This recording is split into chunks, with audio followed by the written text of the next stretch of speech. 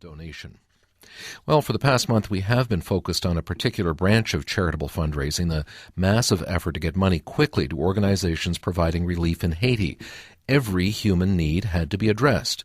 Food, water, clothing, shelter, medical help, and also just a sense that someone cared. The CBC Haiti site lists 25 organizations to which you can contribute, and there are easily dozens more that aren't as well known.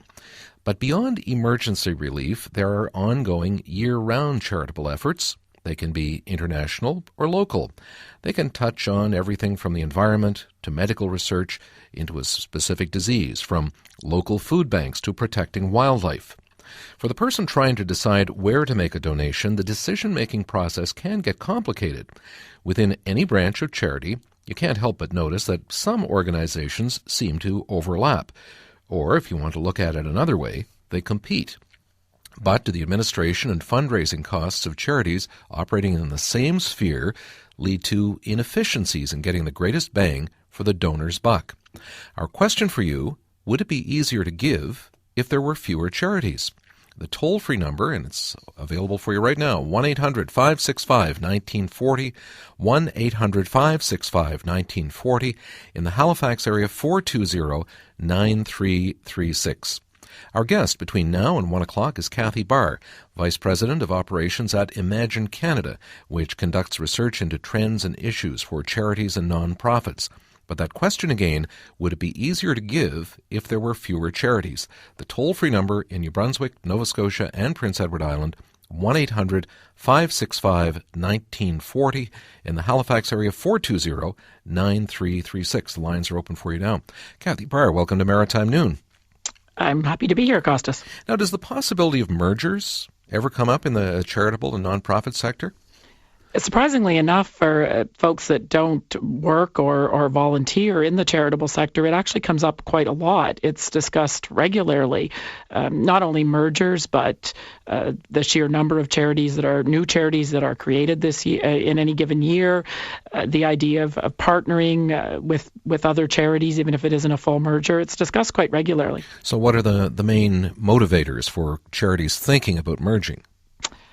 Well, in terms of charities thinking about merging, probably the main factors are to the extent to which they are working in the same field. My own, the charity that I work for, Imagine Canada, was in fact formed through the merger of two pre-existing organizations, the Canadian Centre for Philanthropy and the Coalition of National Voluntary Organizations. And in that case, which is the one I know the most about, there was a situation where we were doing not exactly the same work, but very similar work. Many of our members had repeatedly mentioned to us that it would make sense if we got together. And then here's where the more luck comes into it. We happened to have a situation where both organizations had CEOs leaving around the same time, which created an opportunity for the boards to have a discussion and hold off on hiring a new CEO in both cases, so that eventually the boards decided to come together and hire one CEO for a new organization. Now, for the average donor who's looking at, say, a couple of things that showed up in the mail on a given night, and you realize, gee, these organizations look quite similar. What gets in the way of charities merging? Oh, well, that's a very good question. And it's, I think, something that the average donor doesn't think about much, and I totally understand why they wouldn't. But there are all kinds of reasons why there are so many charities in Canada, and why charities that already exist don't merge. I mean, for one thing, just to take the merger question, merging is not easy. It's not cheap. It's time consuming. I know my own organization probably lost a good 2 years of momentum. In hindsight now, we did our merger in 2003-04, and it took a couple of years for us to get refocused and back on track. You also lose your brand identity, for want of a better term, when you change your name, which usually happens when you have a merger. So there's some real practical reasons why charities don't merge. Now, what about confusion which might arise when, say, a new charity starts up that appears to be in competition with an established one? I'm thinking of, I think, the one associated with Michael J. Fox and Parkinson's disease. Yeah, well, that's another situation that occurs. And as you can probably imagine, the charity that was there first usually isn't too happy about this situation either. But there are others that, for whatever reason, feel that they want a slightly different focus or a significantly different focus. They've got different goals. There's different individuals involved, and it's a kind of a free country, I guess, in that sense.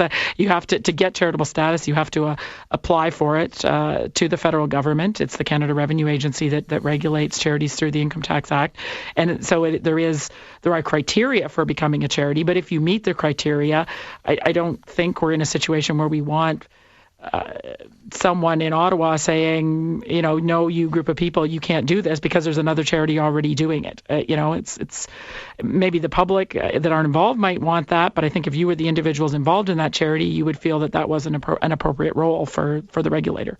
Okay, the question we're asking, would it be easier to give if there were fewer charities? Let's get right to the phone lines on Maritime Noon. Our first caller is Leslie Ball in Halifax. Hi. Hi, how are you doing? Fine. Do you think it would be easier to give if there were fewer charities?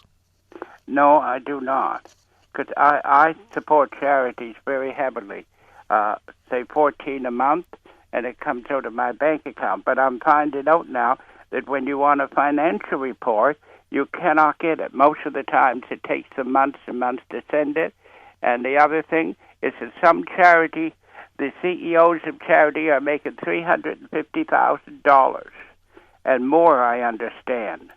And when you make a complaint about that or you're questioned about it, they hide it all under. But some CEOs are really making that much money, and some of us don't feel the dollar we give or the $20 we give, most of that should go to the charitable work of the organization. And some of those organizations who have been in Haiti, some are mainly Christian and some are mainly, humanitarian. Now they're joining together, and they're doing a great job down there. But I think the expenses, administration of some of the organizations have gone way up in the last few years. I have looked at some of their financial statements, and a lot of it is in administration, sometimes nearly 15%. Okay, Cathy Barr, what about access, donors' access to information that might help them make decisions about where they should make their donations? Well, Imagine Canada strongly believes that charities should make that kind of information available to their donors and the general public, that we really don't feel that there are any legitimate excuses for hiding that kind of information. In this day and age, it can be posted on a website. It can be made very accessible to people. And frankly, if I were donating to a charity and I could not get the answers to my questions and I was not satisfied with the answers, I couldn't get financial statements or annual reports or whatever it is I was looking for, I would simply stop donating to that charity. And there's a case where having options to maybe donate to the same cause but a different charity would be useful. The other thing is the information the caller was mentioning about CEO salaries. I mean, that information is public. There's no need for you don't even have to ask the charity for that information. The information on the salary categories of a charity is submitted to CRA and is available on the Canada Revenue Agency website. Okay.